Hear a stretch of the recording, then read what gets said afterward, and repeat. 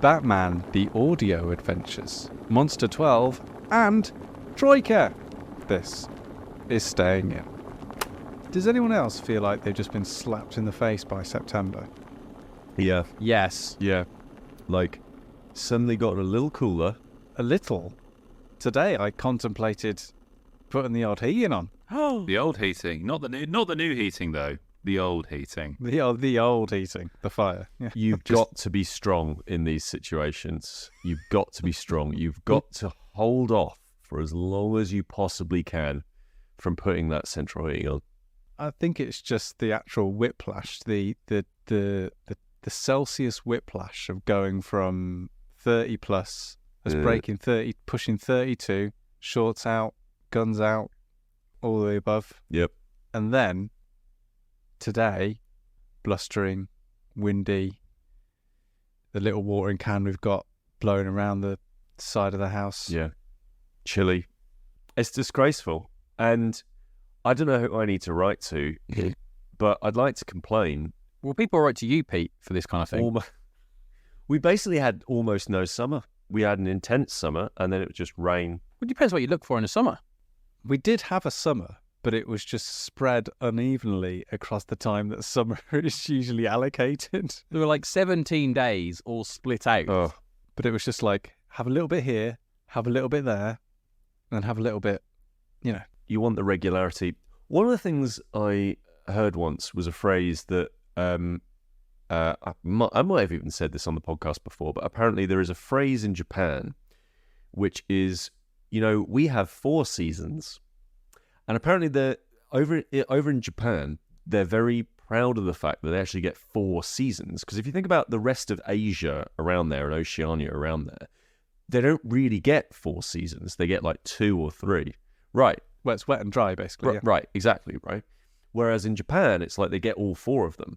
And I, too, share their enthusiasm for having 4 seasons. I like the fact we have 4 of them. I think it's lovely. Like, many, many years ago, when I went over to Los Angeles, it was just summer all the time. Like, it's just the same thing over and over and over and over again. I would get so bored. But I'm really thankful for the fact that, like, the leaves are turning. Things are getting chilly. I've got to get different clothes out of my wardrobe from here on out. Like I've put on trousers, for example. Checking for thumb-sized holes. Yeah. I've been wearing shorts the entire time. Now I'm into my trousers. Pretty soon I'll be into my thermals. I wore my waterproofs today for the first time. Did you? Yeah. It was mainly because I didn't want to get out of my pajama trousers, but so I could still walk the dog in my pajama trousers. Yeah, I've been there. It's quite exciting, actually, if you can wear, pajamas or long johns and then have waterproofs just over the top to kind of laze it out. And no one knows. No one you're knows. out walking the dog and you make eye contact with a fellow dog walker. You're like, You're like a superhero, like how Superman must feel. Comfort man. Yeah. I know something you don't know. Yeah. I'm still in my pajamas and it's 3 p.m. I'm lazy. Not lazy, just efficient. All right, listen. Hey, listen. You are our very own Navi, aren't you? Yeah, sort of gently guiding you in the right direction and pissing you off at the same time. I wanted to have a confession here, and that is that I've set up in my local area. I've become involved with the local community. Oh, good. So, is this if you set up your own foraging group? Yeah. No, there is already one of those here in Community-run pub. Are you the new head of the neighbourhood watch? I mean, I'd love to be, but what I've set up is at my local library. I have set up what I'm calling the RPG Society. Well, now, I got a sneak peek, and we may have all got a sneak peek about that this was happening, because I got an email from a lovely lady asking for a character reference about you, which which for a volunteer term in a library felt incredibly bureaucratic and, Yeah. you know. Did you rip him to shreds, Sam? Yeah. You just sent back the video of pee on a trampoline. Yeah. That's which I by the way is the only reason I still have Twitter. Would you trust this man? Yeah, here's a video. I mean, there's a lot of hoops to go through, believe you me, which, you know, I get. Like, I get it, why there are. But also, yeah, it is a little bit challenging sometimes. But it's been really lovely setting the whole thing up and getting to work with, like, the local community, and also getting to use the phrase society, because it is a society, in regards to my RPG society. And I was really bored. In my local area, one of the challenges is that there's lots of stuff to do. Like, there's loads of lovely things to do that you can get involved in the community. But the problem is, unless you're retired, you basically can't do any of them, because they're all like, quoits at 2 on a Thursday. Are you interested in bridge? I mean, I might be at 11 o'clock in the morning on a Friday. Like, okay, well, hold on a second. So there's all that sort of stuff, you know. And while I'm totally up for bowls, I'd be well up for giving bowls a go. None of it fits within my schedule. And so I basically thought to myself, well, I'm going to set up I'm going to do a little trial. So I'm doing 4 of these. I've done the first one already. Sold out. Sold out. How much are you charging? I mean, it's free, so, you know. Oh, okay. It's hardly Beyonce, is it? So you've got a waiting list. I mean, there is a waiting list. What's your capacity? 5. So Including him. It's getting less impressive the more It's getting, information we hear. listen. I didn't say I'm a very salesperson focused thing. Oh, we've sold out.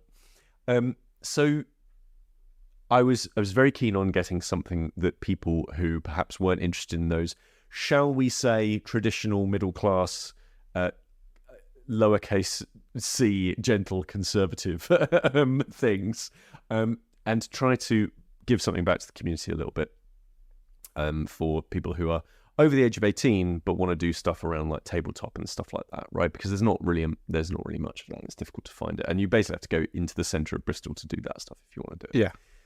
So I set this up, the RPG Society, and there's 5 or 6 of us, and we get together at the local library, and we play RPGs. And we have been playing a wonderful game, which I think I've sort of mentioned briefly in passing on the podcast and promised I'd talk about it more at length.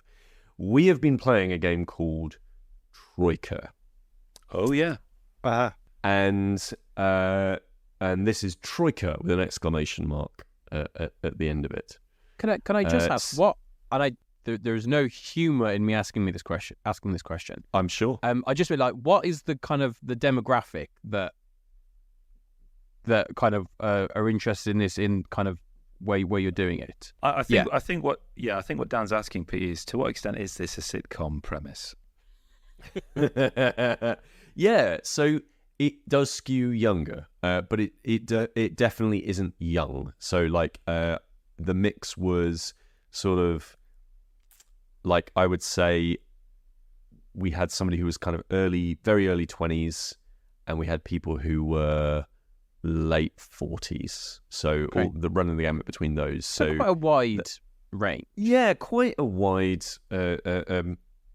demographic, I would say, are interested in tabletop role playing games. And I think I've talked about this before, but the person that really surprised me when playing an RPG, and it wasn't with Troika, it was a little while ago, was actually Alex's mother, who is, you know, obviously I will not mention ages, but like, she's an older lady, and she is not the sort of person that you would think of as playing RPGs, and indeed she hadn't really played RPGs all that much really before this.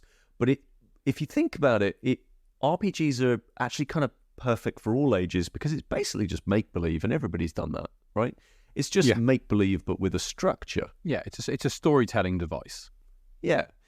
And one of the things that I'm coming to learn as I kind of play more RPGs, and certainly GM lots more RPGs, and then actually create stuff around RPGs is that the demographic actually, I think, the loud voices are, male, younger, white, but actually the bigger demographics, I think, are not male, white, and younger. Like, I actually think it's much more broad than that. And actually, I think people who are sort of who identify as women, I think they generally are more. I think they actually enjoy and play RPGs a lot more. And the age demographic, as I say, is kind of all over the place because ultimately, D&D started it all off with us in the 70s, right? Yeah. And so this is, it's older than video games. So if you think now, video games, you've got all this really, wide demo now of lots of different people who play these games. I think RPGs are even broader than that. So what was it about Troika that you felt would work with this group? Oh, Kris. So I've been playing Troika beforehand, and I think, Kris, Dan, I think you've both played it as well. Yeah, and Sam with me. We all played it with you. Sam, did you play it as well? I played it. So I played it with you before, and so you'll know that Troika is a fantasy sci-fi, weird, slightly psychedelic, if you want it to go that route, very straightforward OSR, so old school Renaissance feel game. And by that, I mean ruling's not rules. So very much about GM fiat, of this idea of the person running the game has essentially final say and is the arbiter. Unlike something like Blades in the Dark, which is a bit more collaborative, where the GM is kind of almost like a curator. So it's kind of got that to it. And the very rules light. So mechanically really straightforward. I have boiled all of the rules down to a single page of pretty big font that I give out to all of my players now. The character sheet is very minimal as well. Again, you could fit all of that on a single page and you'd have quite a lot of spare room for notes.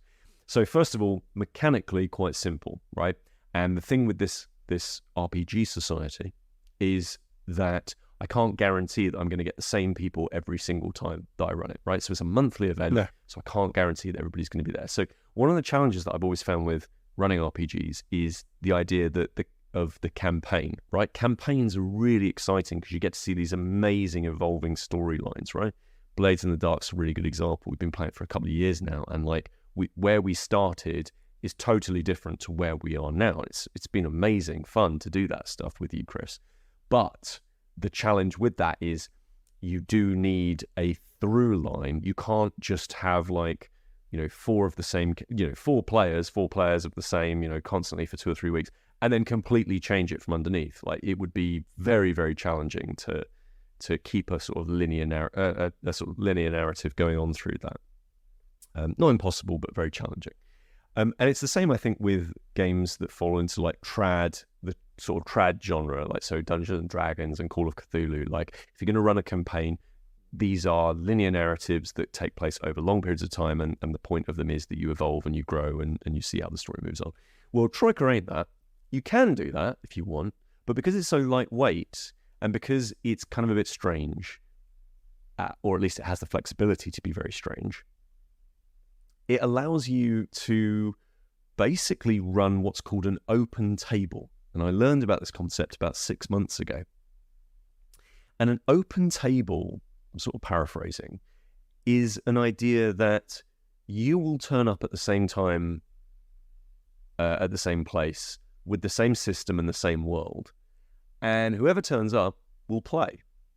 So the world doesn't change, but the participants in the world does change over time. And so if you want to do that stuff, then you either need something that is incredibly drop in, drop out, and that's Troika, or you need long sessions. So historically how that happens is you'll say, I'm running this for 8 hours, and the first hour might be people prepping their characters, right? There might be that. But for us, so we only do it for 3 hours. So the prep of our characters is 5 minutes. And Troika is perfect for that because you can generate a character in less than 5 minutes. In fact, you can generate a character in 2 minutes, and 3 minutes is coming up with a name, right? Like it's that level of ease of use. After we'd created our characters, you gave us a picture, because the art is really striking in the Troika book as well. It is. Talking about that kind of psychedelic kind of flair that you were speaking about. And I found it quite interesting. I can't remember the last time I ever played a character that wasn't human or humanoid at the very least. The characters do a lot of the heavy lifting in Troika. I think you'd think of them almost like classes in D&D or something along those lines, but they're kind of like archetypes, essentially. So the one I always like to point to is the Giant of Corda. And it's an archetype character whereby, whatever you call them, they are a giant from a place called Corda. And the cool thing about Troika is that if you read the whole rulebook, you'll get some vague ideas about what the world of Troika is about. And there is some stuff that is fairly upfront about what that universe is about. But a lot of the storytelling comes across in these character descriptions or even examples of play. So it's very loose sketch about what this world actually is. And because of that, it gives you that thing that we've talked about a lot before of, here's a piece of paper, here are 4 colors, paint a sunset, right? Like, it gives you some framework to work within, but not so much that you're confined. And it really gets you going and thinking about being creative. So the Giant of Corda is much bigger than everybody else, right? Like, it's just a big dude, and he's big and strong, and he's got some powers and stuff like that. And as part of that archetype, mechanically you get an understanding of what it is that they do by the possessions that they have and some of the skills that they have. So a good one that I had that we had the other day at this session was, there was a gremlin catcher, and they had 6 empty vessels, empty glass jars, and 1 jar filled with an angry gremlin, right? That is their class. That's basically pretty much everything you need to know about them, right? They have this one thing. So we know that gremlins can get angry. We know that gremlins exist. We know that they're smaller than a jar, right? So you think about how big a jar is that you could probably carry around. You can carry 6 of them, so you can probably get an understanding of how big these gremlins are, right? We know they have these emotions, therefore they've probably got some sort of intelligence. That's the level of storytelling that they're doing in this setting, and I think it's really wonderful. And as I say, yeah, the art is absolutely stunning. Like, it is gorgeous, weird, and like, you kind of look at it and you see different things in it the more that you look at it. I think it's absolutely incredible. And this is all put together over it. So Daniel Sell was the writer of the RPG, and it's basically a writer and a lead artist, essentially, that's kind of puts together the Melsonian Arts Council, which is the people that publish this thing. And it's glorious. Like, it's a gorgeous piece of work, and they're always putting out good stuff. And they seem to have a really good, friendly little community that's built around it. It's lovely. But the cool thing about it is, because it's so mechanically light, and because it sort of allows you to fill in the blanks, you make it whatever you want. Like, so the adventure that I've been running is something completely of my own creation, which is around multiple realities. You can move between them when you do a certain thing, and the whole idea is that you're trying to make sure that this experiment that's gone wrong, you're basically trying to sort it out for this character. And what that is an excuse for is basically just weird ideas that I've had that I write down every now and again. I go, that'd be an interesting idea for a little, 40-minute scenario. Write it all down, come up with some broad strokes, and then I go through all my notes at some point before I do a session, and I go, yeah, I'm going to do that one, that one, that one, and that one. I come up with a little sketch of roughly what the area looks like, some characters, really straightforward prep, and then I run it. And it's so easy and light that it just goes. It goes seamlessly. And again, like basic fantasy role-playing game, it's a game where your answer is not on the character sheet, right? So when you look at things like Advanced Dungeons and Dragons or 3.5 or even 5e, like these later versions, your answer is kind of on the character sheet, right? You're probably good at certain things, and that's probably what the answer is for you to do. But with these old school games, it's about you outthinking the environment, you outthinking the puzzle of the dungeon, as it were. And what that means is that it's so flexible then to introduce to new people. Because when people say, how do I climb up this thing? You say, I'm going to try and climb up this thing. And then I tell you whether or not you're successful after you maybe roll a dice, right? That's easy. That's really easy to teach. And it means that people who have never played RPGs before, people who have got loads of experience playing RPGs, and people who have played lots of modern stuff and lots of old school stuff, everybody can kind of just get it. And that's perfect, because that's what you want, because you don't know who's going to turn up to your open table. Regarding that, do you not feel a sense of dissatisfaction narratively that you don't know who is going to turn up, so therefore what kind of level of continuity you can stitch between? I know the level of continuity I can stitch between it, and the answer is none. Okay. So because I have that level of certainty over what the continuity will be, I can plan around that. But do some of your players not get frustrated because they might be turning up week to week or month to month, committed to it, but yet not getting the continuity that they want? I think but they have the continuity of their character, so they are able to. They generate a character on the first day. And so what I will say is it is a campaign format, this open table that I have. So basically, people create a character, and then if they turn up to a session, they bring that same character with them, right? So they do have a progression of who they are moving through it, and the interactions that they've had to date. And they are picking up new items and new equipment and new things to find and new bits of the story. And the longer that people have been playing, the more they will start to understand this bigger world that's kind of happening as part of this experiment.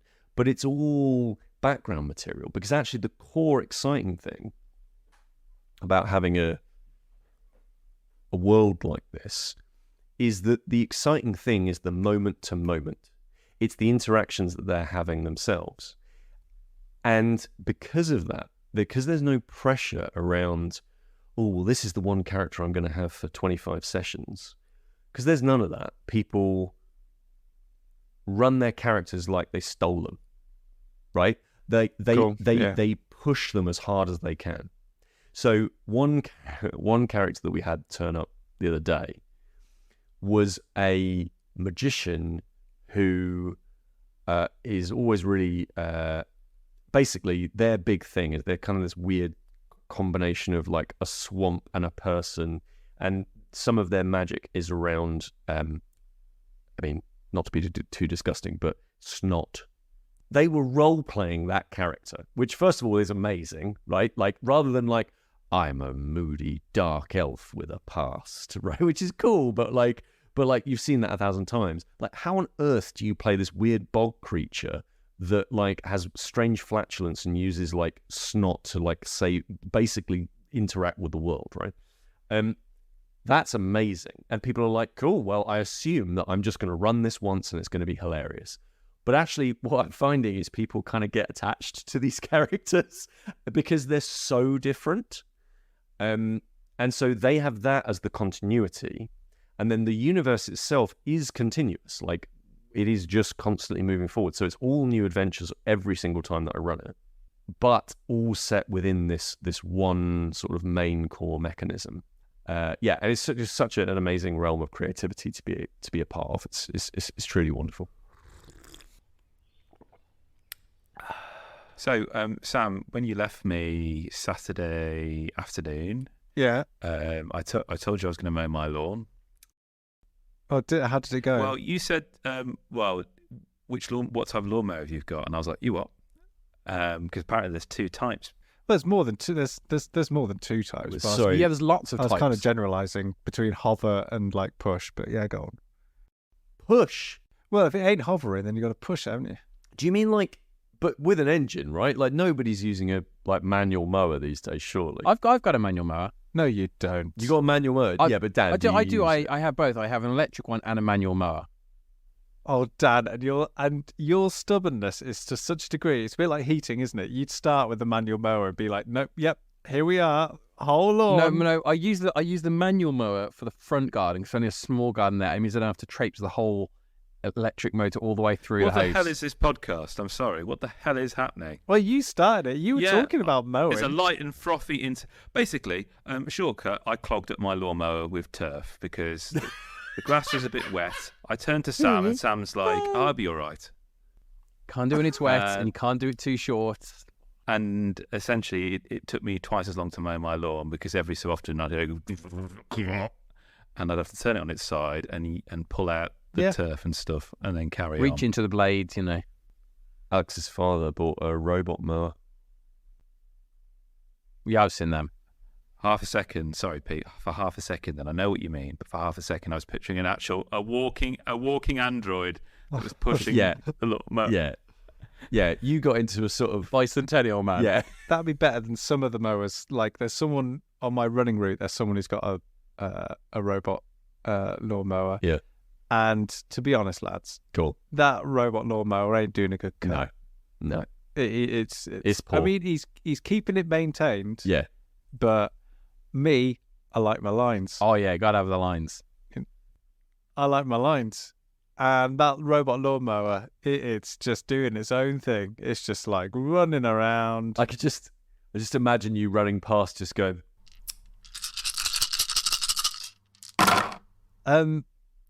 But even though I may have given you some questionable lawnmower advice, and let's not forget that I was once a professional gardener.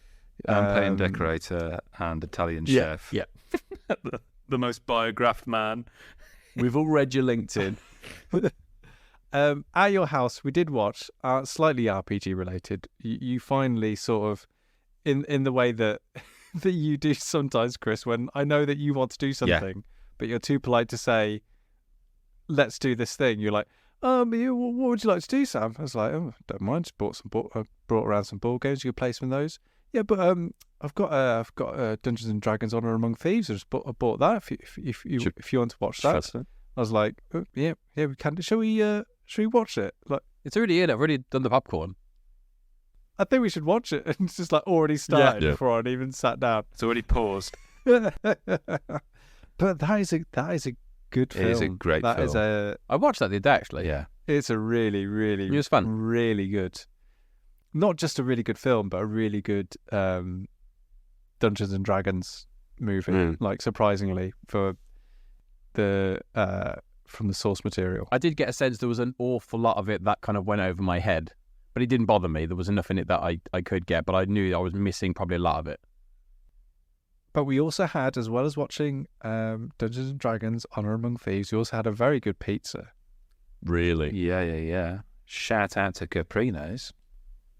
Caprino's. Oh. I mean, one of those ones that sounds slightly like Domino's, but not like the pizza. There's a pizza place around the corner from me called Romino's, and it always makes me laugh. Isn't that like the supermarket in Manchester called Teco? And it uses the exact same font and colour scheme as Tesco. Yeah.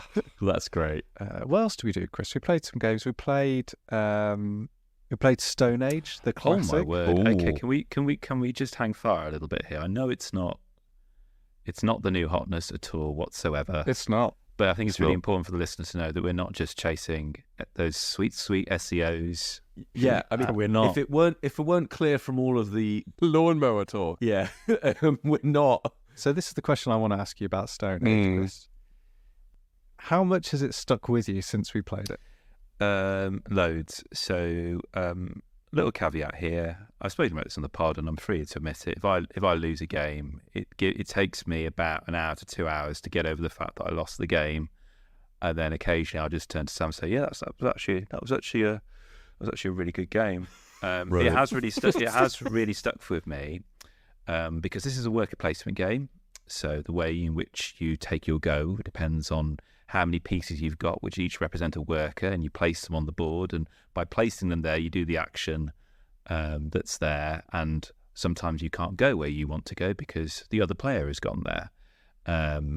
and it's quite a popular mechanic in Euro games, and these tend to be quite long, tend to be sometimes quite sprawling, and lead to kind of large amounts of analysis paralysis as you're trying to work out, okay, Sam's gone there. All right, well, that's scuppered my plans. I'm going to have to go here now. And you're waiting for the other player constantly. And that gets worse the more you go throughout. The thing I love about Stone Age is that it didn't feel like I was playing a watered-down worker placement, because Stone Age is comparatively shorter. The board is smaller. But it gave me those same sensations I get with worker placement, but in a much more consistent and less truncated manner. And there are some lovely, lovely, juicy things here that have really stayed with me, where... There's a sex hut? There is the sex hut, yes. Obs. Okay, all right, let's... Oh, well, okay. I mean, obviously... the way it works, Pete, is that's where you put 2 meeples down in the spot and you pick up an extra meeple at the end of the round. Right, gotcha. Yeah, no, that's... You want to increase your population? Yep. You go and visit the sex. Yep, Makes perfect. perfect sense, doesn't it? But obviously, you've got to feed that population because it's the Stone Age. Yeah. And so I go to the place to hunt. Oh no, Sam's gone there.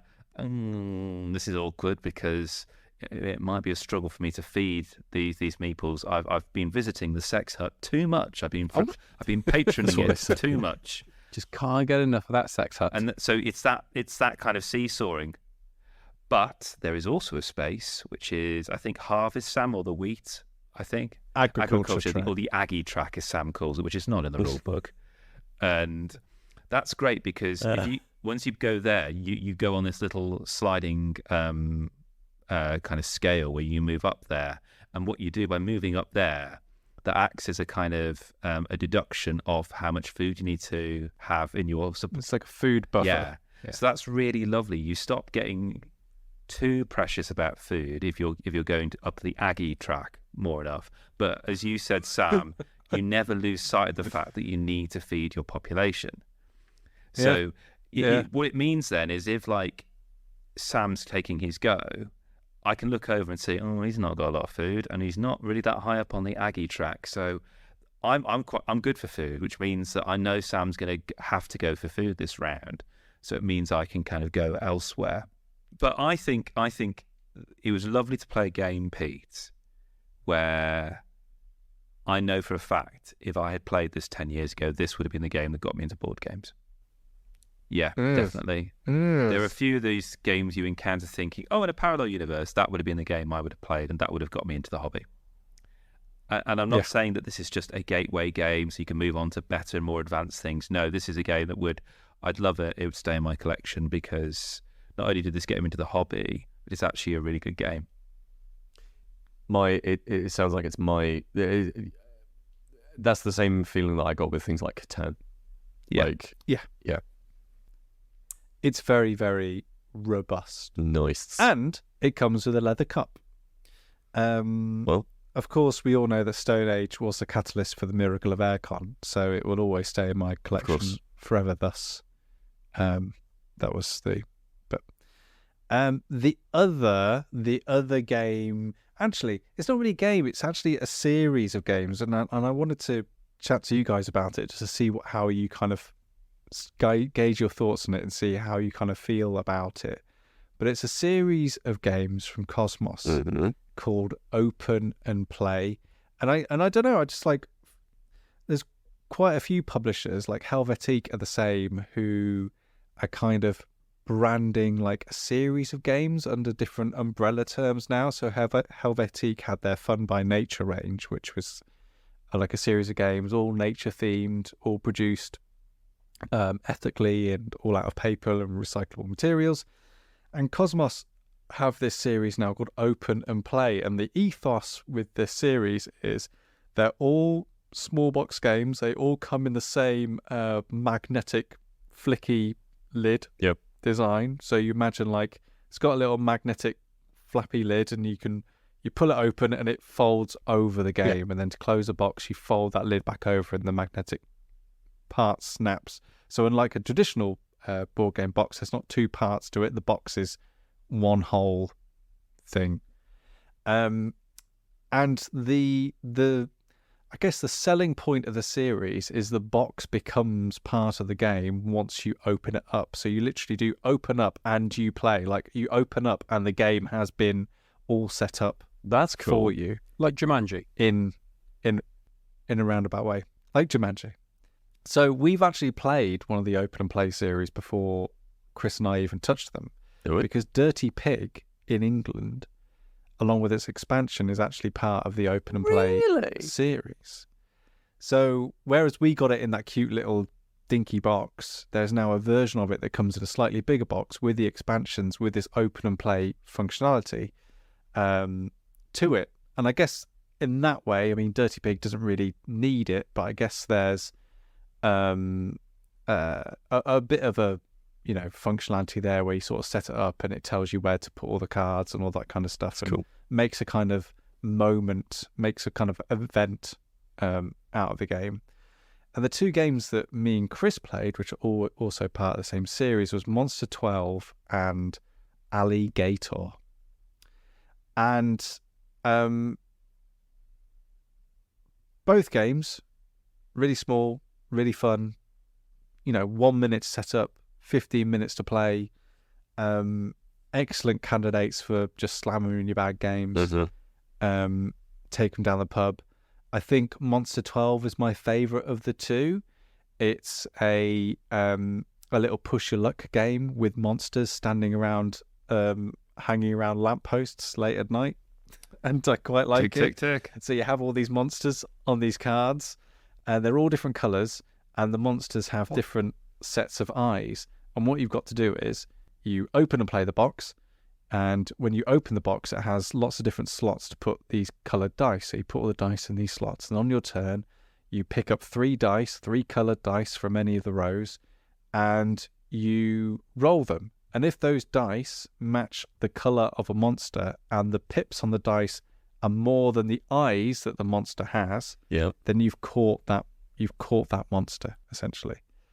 And then it's up to you if you want to go again. Do you want to pick 3 more dice up? Do you want to go monster hunting again? And you go, yeah, it sounds like fun. Throw some more dice down. Oh, I've caught another monster. Brilliant. Fill all the monsters up on one card. Oh, instead of going again, you could take that card and put it in your personal collection. Or you could go for more monsters. Or you could go hunting again. Why not? Pick up those dice, throw them, go on. Oh, another. Getting close now to getting the whole set. Oh, This is how casinos get you. I know. And this is how all gambling games get me. Oh, you didn't capture any monsters this turn, Sam. Oh, What does that mean, Kris? Oh, well, that means it's now my go. Thank you for hunting all those monsters down for me, because now I'm going to steal them from underneath you, which Kris did and pretty much immediately won the game. The board game bastard returns. The board game bastard returns. But as I've said before on this podcast many, many times, I love any game that can make you gamble in a very, very safe space. And Monster 12 did that quite satisfactorily and in a really enjoyable way. Like the push your luck element of it is really good fun. Allie Gator, I definitely would play again, and I mean I have played it again. It works better in a bigger group. I think, Kris, you probably share my slight criticism of it. That's a game where you're trying to fend off an alligator by offering it goods, essentially on little wooden rafts. right. But what you're really doing is you just got 2 decks of cards. There's a number on each card. And on your go, you can choose to play a card below any of those 2 decks, but the number has to be lower than the number that's already down on the deck. If that makes sense. But if there's a card that's already been placed, then that number has to be higher than the previous number placed, but still lower than the card it's been played beneath. Right. It sounds a lot more complicated than it actually is, but it's one of those games that's about frustrating luck. And My sweet spot. yes, so there's not that much strategy to it, but it is the majority of it is luck, but the amount of times you play it and you're just screaming internally inside because someone's played a card that completely ruins your turn or takes you out of the game, or any number of things like that happens. I just love, and as a game that you can throw in your bag and take down the pub, it's a really nice one. How does the kind of the open and play component kind of feed into it? Like, I don't mean it when I say, is it a kind of a gimmick? Because I don't think it is, but kind of, does it enhance the kind of the game, or is it purely just a thing of, okay, we will do this to create a series that we can have as these open and play games? Or do you kind of look at it, actually, the component element of this, of having this open box that feeds straight into the game, is that enhancing, or is it just like oh, that's cute, and I'll just play the game as usual? It's difficult to say, really, because I think it depends the level of experience you're coming at the hobby to. I think if you were, in terms of like second guessing where Kosmos are coming with games like this, I think they're generally aiming them at people who are getting into the hobby for the first time. And I think for people like that, I think it definitely does enhance a bit of the play, because a massive part of the hurdle is open box, setup, right? Yep. Find a place where you've got to find a table big enough where you've got to put the board, move that bit there, put that bit in there, and, shuffle out these 4 cards and put those 3 things here. Whereas, for example, like Allie Gator and Monster 12, you open up the box, you put the dice on the coloured places that are inside the box lid, and in Allie Gator you put 2 cards down on the bits of the box lid that are highlighted for where cards sit, and you begin the game. And because the game is played from part of the box, you can immediately sort of perceive when you buy one of them how big of a table you need, like how much table space you're going to need to occupy this game, because it just is like the size of the box. So it's not necessarily about enhancing the game, it's about just removing hurdles to kind of to yes. playing it. Yeah. Like for me and Kris, or for the 4 of us, if we played Allie Gator, we would get exactly the same experience if we just had the cards on the table and we were just playing it. Same with Monster 12, but that's because we've kind of been there and we've seen it and we've done it. And I think it's a testament to the games that they're really, really good games, and I definitely play them again. But what I'm really interested in and applaud is that Kosmos and other publishers seemingly are now going above and beyond to make them more appealing straight off the shelf.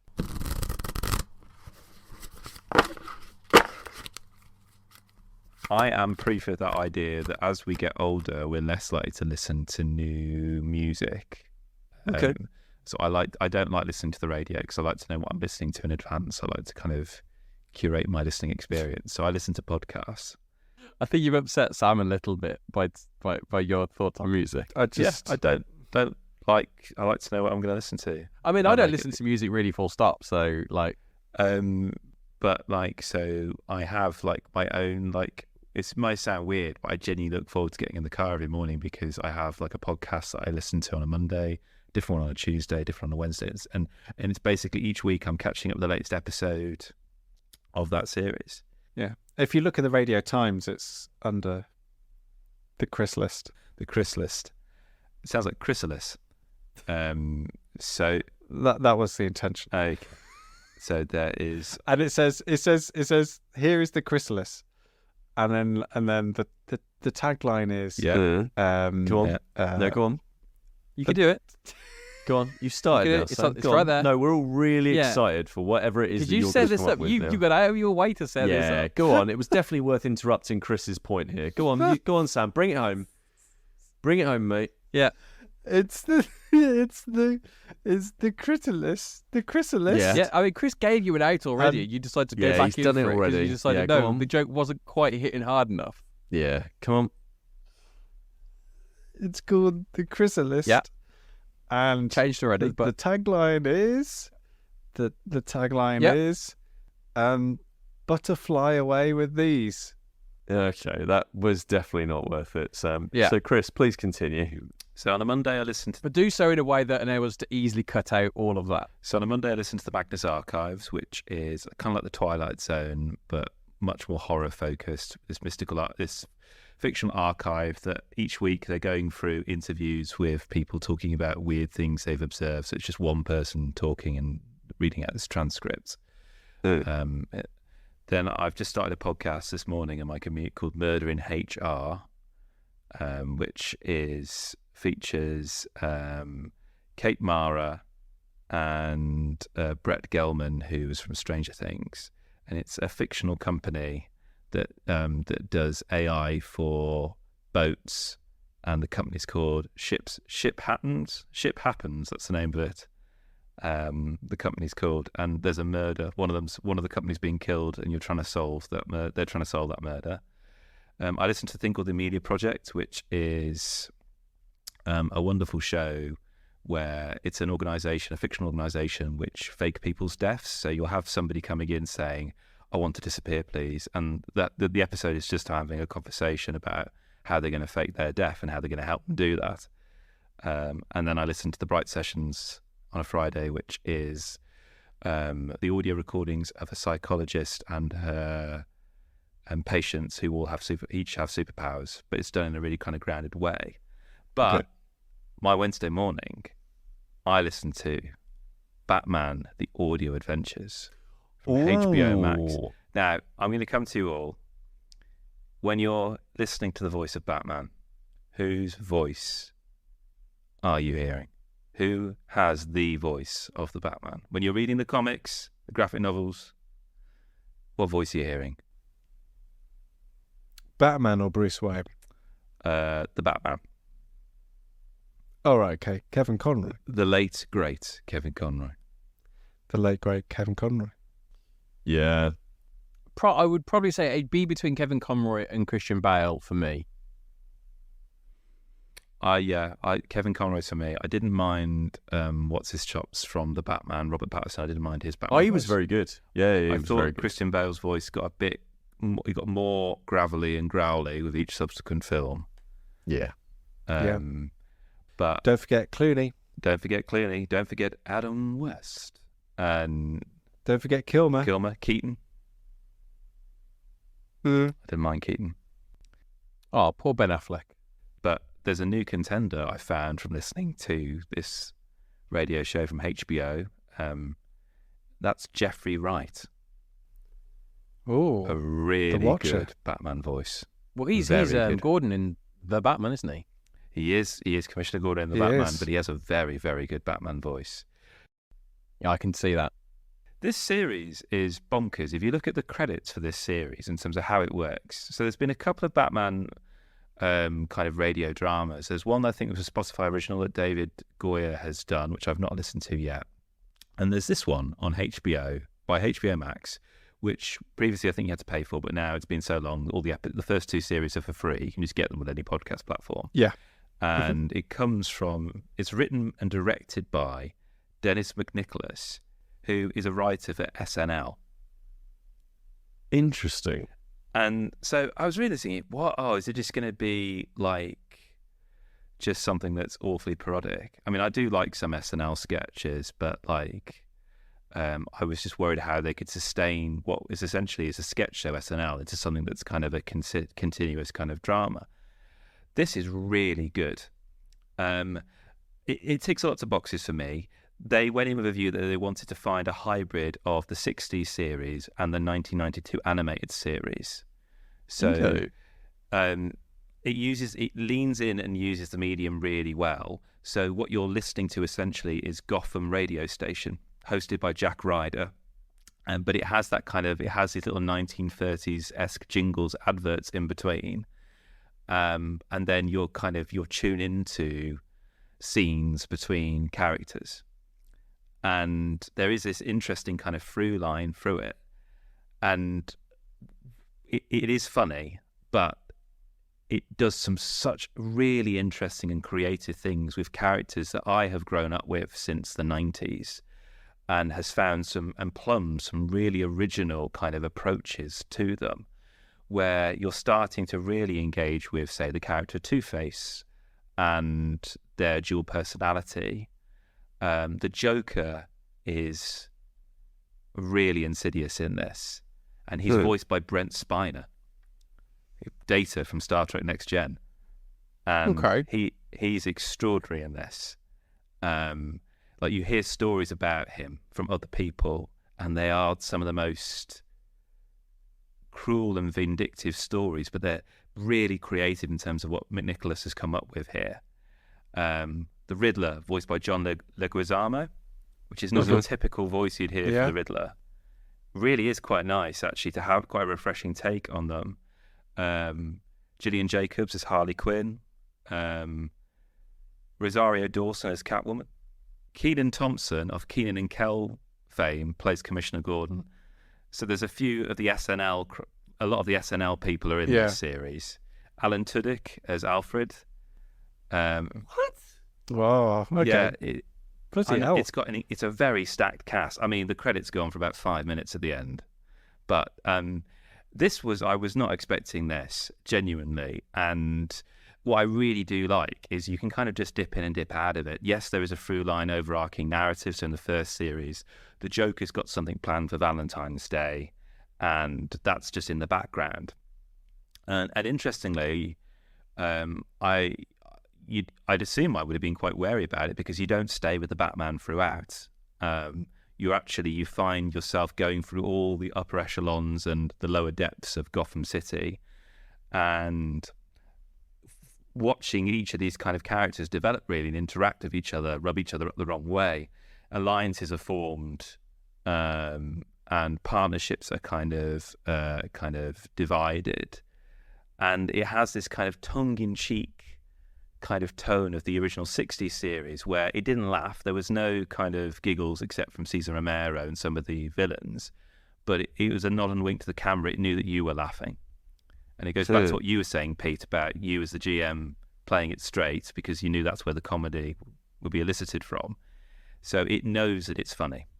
Incredible.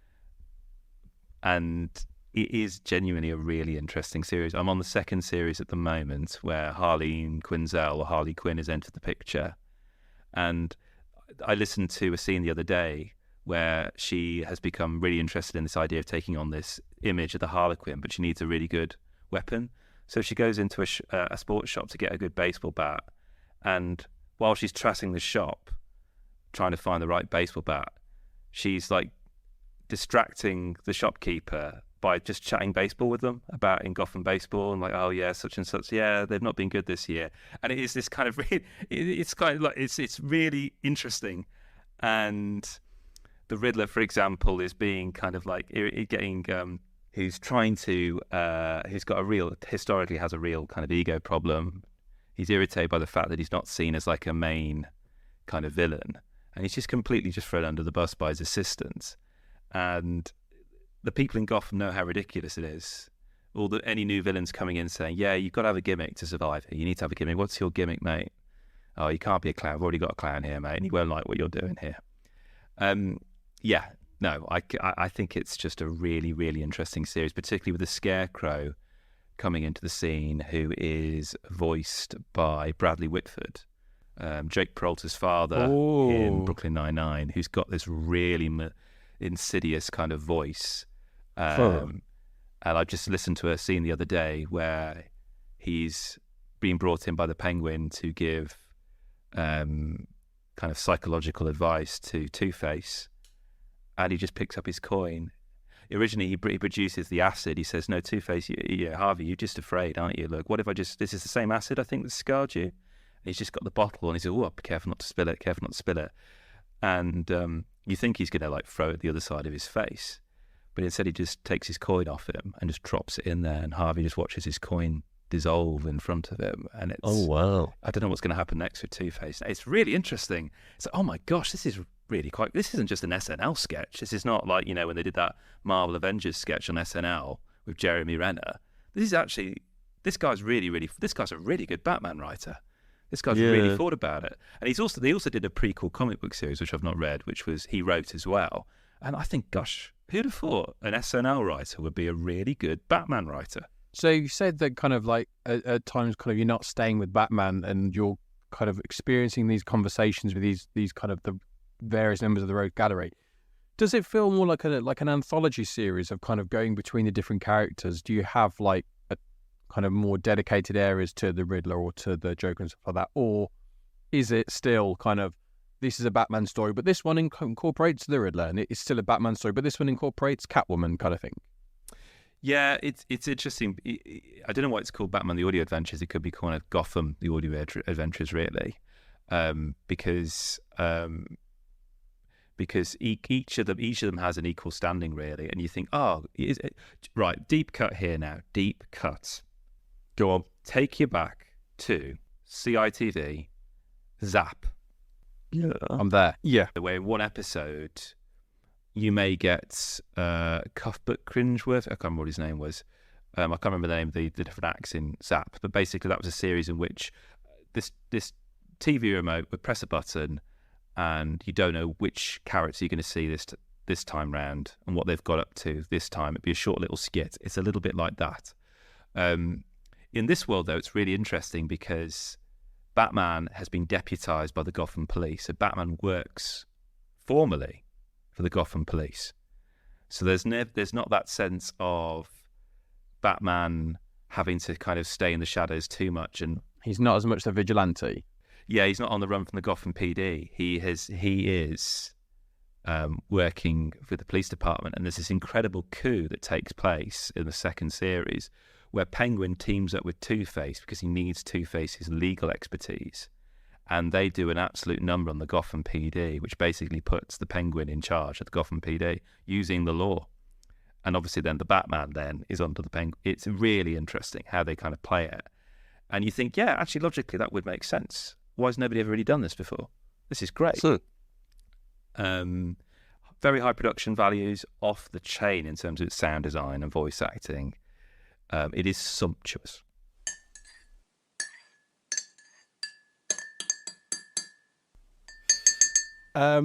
Thanks, Kris, for helping me get to sleep last week.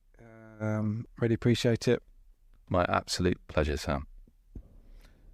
Couldn't have done it without you.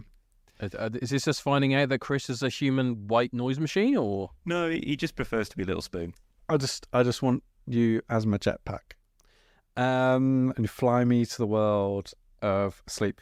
Now, actually, what I've been doing is I've been listening to the Chamomile playlist on Spotify every night as I go to sleep, and it's actually been a wonderful salve. Because usually I listen to Max Richter's sleep Good album. chat. I listened to Andy Serkis read The Hobbit. Max Richter, right, released an 8-hour album called Sleep. So good. He performs it live, which I'd like to know more about. But the idea is that you're actually meant to sleep through the work, and when it finishes, you wake up. But I set a timer because, I'm not made of money. Can't believe he down there streaming on my Wi-Fi all night. Jesus, Max. What come on, Max. Jesus. So I switched to the Chamomile playlist on Spotify that Kris has curated, which actually, the first few nights I listened to it, actually I wasn't getting much sleep because I kept on waking up going, what is this from? Where have I heard this from? And then, or the complete opposite, going, oh, this is a banger. What is this? What is this track? I'm being utterly surprised, Kris, by the amount of sheer effort and detail that you've put into these playlists. Because there's some tracks in there from Guardians of the Galaxy Volume 3, and you've thought about this. You've not just gone for, oh, sounds like a rambunctious track from Guardians of the Galaxy. You've gone, no, actually, He's done well there, hasn't he? You've really curated it and gone, that's actually a really nice track there that will go really nicely in that specific playlist. There's songs in there from Devs. Remember that when we spoke about Devs? Great show. Oh yeah, yeah. And there's ones in there. There's ones in the Chamomile playlist from that annoying Goose Game, the Untitled Goose Game. Love it. yeah, I've really enjoyed it. So thanks, Lovely. Kris. You've been with me there. Pleasure. In my sleep. And if you would like to join me too In bed. in being guided to sleep by Kris Darby, then you too can listen to the Chamomile playlist that he created. Just go to the show notes. There's a link in there that will take you to Spotify. There's several other playlists now which are equally as brilliant. I doubt there's anything from this episode that you can add to a playlist unless you're going to add some more Dungeons and Drags. But that's a place to go to. Heartily recommended, as we always do at the end of the show. And we always encourage you to get in touch with us as well. Just send us an email. Yes, please. stayinginpod@gmail.com, or join us on Instagram stayinginpod, where actually you can see a montage that I created of mine and Kris's evening together, where we played Allie Gator, Monster 12, Stone Age, and another game that we'll probably talk about. Oh yes, next time. Spoilers: it's a very good game of Undaunted, Battle of Britain. What else? That's about it, really, isn't it? That'll do.